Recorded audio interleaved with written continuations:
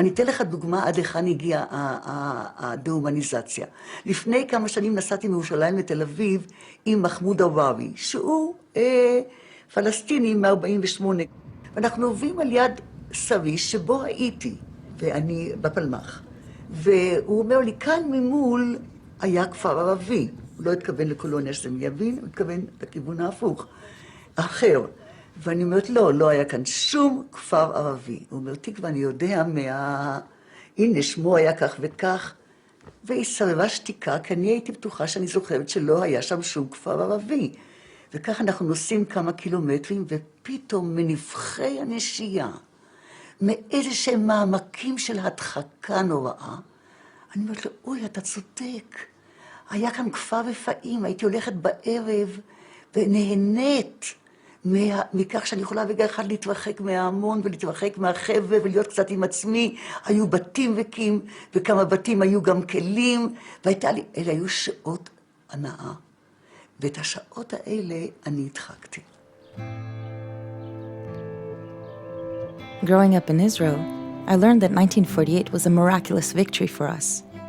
I never heard about the people who lived here before, and definitely not about expulsions. After finding that clip, I searched for other veterans, but when I explained to them I wanted to hear about the other side of the war, most refused to speak with me. Welcome back to the Real News Network, and welcome back to Reality Asserts Itself. We're continuing our series of interviews with Leah Tarachansky. She was the Real News Palestine-Israel correspondent. She's now the director of On the Side of the Road, a new documentary about Israel's biggest taboo, the denial of what happened in 1948. And she now joins us in the studio. Thanks for joining us. Thanks for having me. So we've been talking about identity. We've been talking about Leah's own kind of arc of her own identity, and you really should watch the other segments because this then will make a lot more sense to you. So let's talk about Israeli identity today. I've been to Israel 3 times.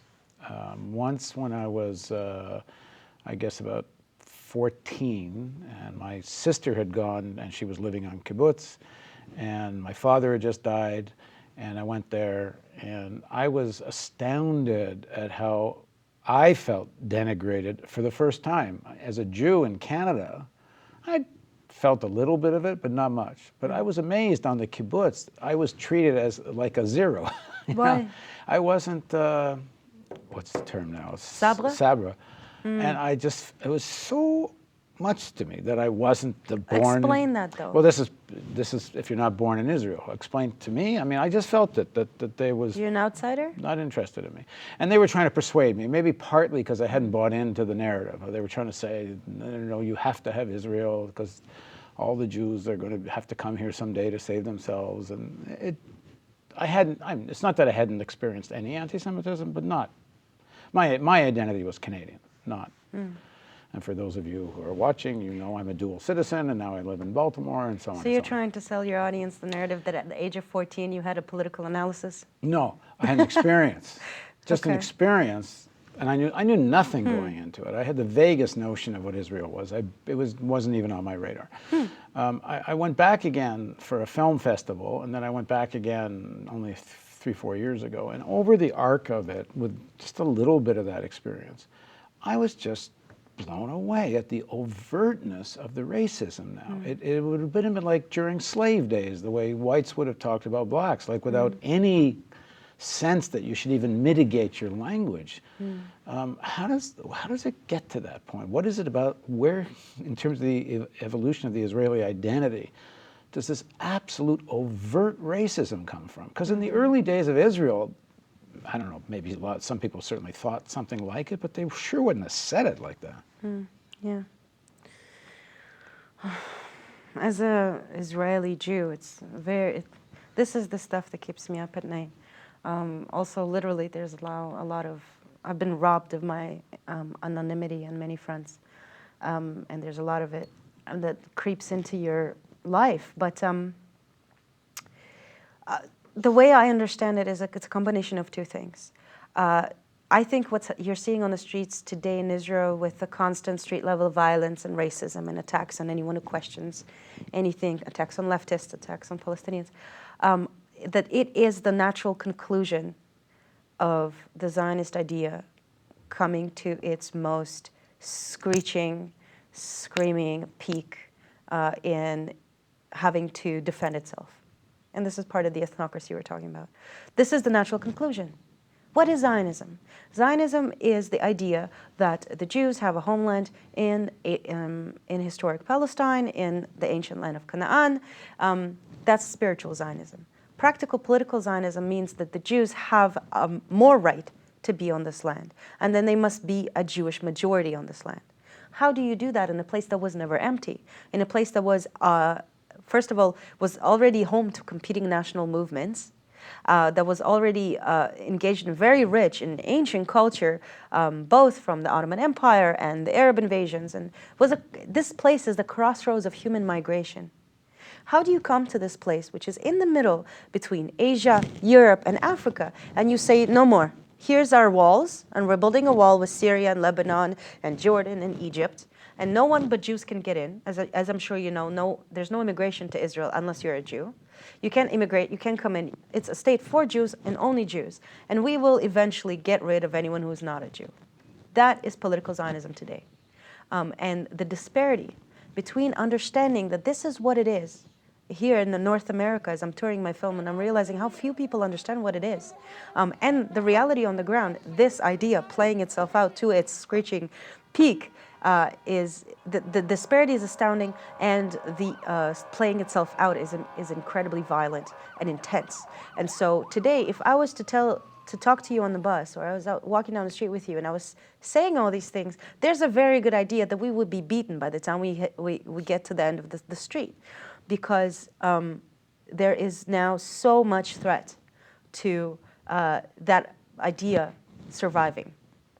So that's the first thing. The second thing is colossal disappointment over the so-called peace process finally completely dying.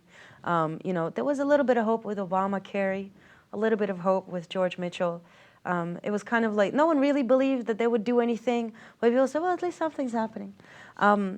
America, having taken the side of Israel on all of the peace negotiations, having put all its capital on the side of the Israeli negotiators, all of its weapons on the side of Israel's negotiators, and then sat in the middle calling itself the unbiased mitigator in this negotiation, which were doomed to end, gave us a false sense of hope. It has built endless institutions in Palestine. It built a government called the Palestinian Authority. It gave that Palestinian Authority billions in donations, and it's based on hot air and nothing else. And that thing finally collapsing now over the last year, and the taking root of nonviolent movements, effective nonviolent movements, such as the fight of the Palestinian political prisoners with ongoing hunger strikes, such as the boycott movement and the anti-fascist movement inside of Israel, and the most important of which, the rising of national identity amongst Palestinians in the West Bank, Gaza, and inside Israel, and the linking of these three peoples, irregardless of who are their leaderships. This is the most important element in the picture. So the total disappointment with the peace process and the collapse of hope that the conflict will ever end gave a rise to a new kind of wave of understanding the conflict is never going to end. The generals and the capitalists that are sitting over there and are making money off the war don't give a shit about us. Israel saw a huge social justice movement that we've covered here in the Real News for 2 years. That social justice came and fell, and nothing changed except there was a huge change in the public identity and the way the people see Israel, and the way that the people see that their fight is not just with the Palestinians, it's also with the government, and it's also with each other. It has further segregated us inside Israel. And so all these things together burst out.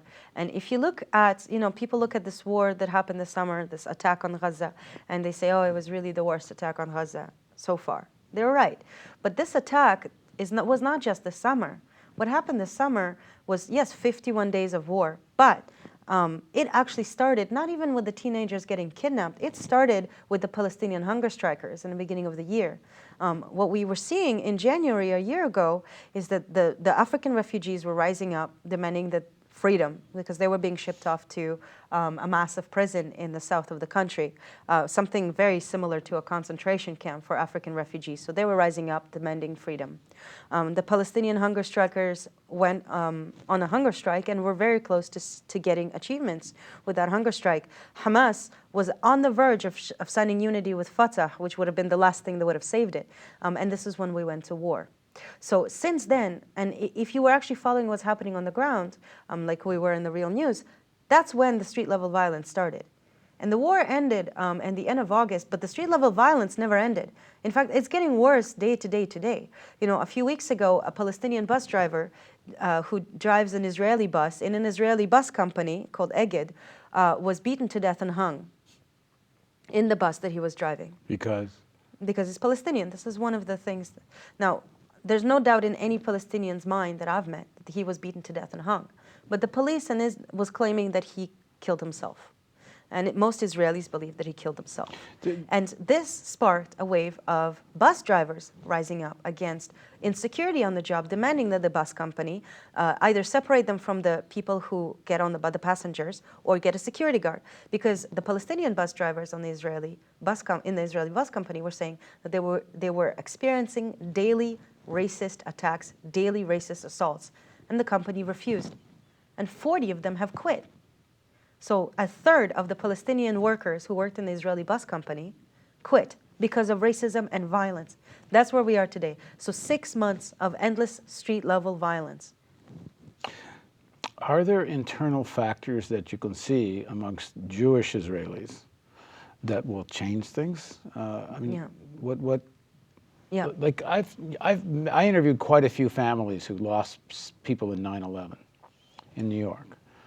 And I was told at least half the families either joined or supported the Not in My Name campaign. They didn't want revenge. They were saying, don't start another war. This is not going to bring my loved ones back. And they started getting their head around the context of why it happened. Mm-hmm. And there's other examples in the world, and including Palestinians who have lost children, but they get the context. They don't just want blind revenge. But one gets the feeling that in Israel, there's been kind of a tipping point where the majority, even a preponderance of people are saying, they're out to kill us, let's kill them first, kind of end the conversation. Yeah. Yeah, the consensus in Israel has now, I mean, it's gotten so bad that the consensus debates between expel the rest of them or kill the rest of them. So it's a real fascization of public opinion. Well, we saw during the war protests where, I mean, you weren't alive in the 30s, but I'm sure you've seen a lot of archival footage. People holding up signs during the protest reading, one nation, one army, one leader. Straight Hitler. I mean, that's Mussolini, you know, that's Nazi Germany. I don't know what you can compare that So to. where are there factors for change within Jewish Israelis? So I think that in America, in North America, there's a lot of this mentality of, there's a problem, what's the solution? We are light years away from resolving the conflict. I think a lot of people here in North America think that we've always been in conflict, but if you look at the history of Israel-Palestine, the history of this specific geographical spot, conflict over the centuries has actually been an exception. Peace and coexistence has been the rule.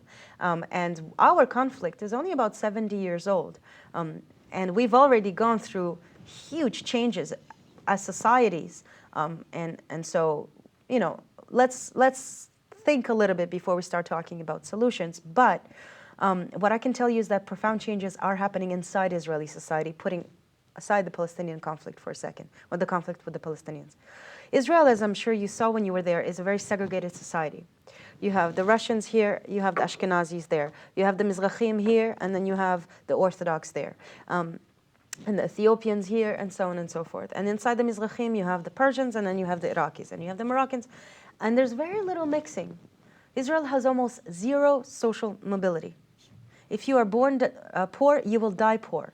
You will not come out of the ghetto. And the media in Israel focuses on a couple of neighborhoods in Tel Aviv and Jerusalem. And that's it. What happens outside of these communities? What happens in Haifa? What happens in Palestinian majority towns? What happens in poor peripheral Mizrahi neighborhoods? Completely absent. That doesn't mean that nothing's happening.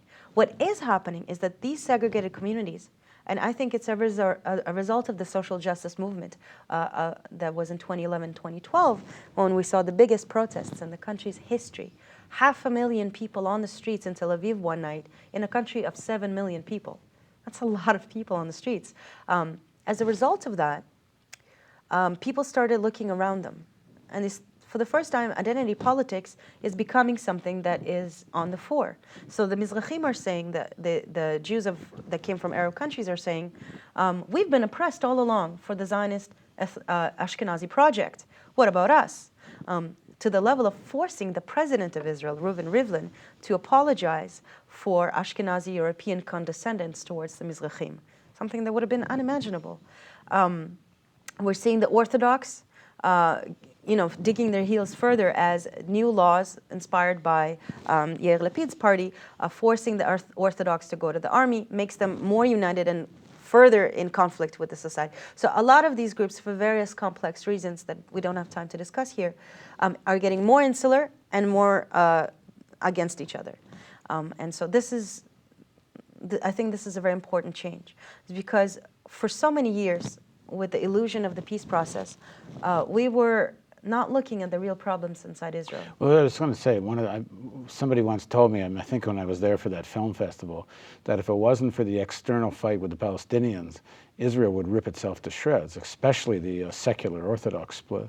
Yeah, and this is what we're seeing. Israel is now ripping itself apart, and fascism is celebrating in the ruins. You've been on tour around North America with your film, talking to a lot of North American Jews. What are you finding?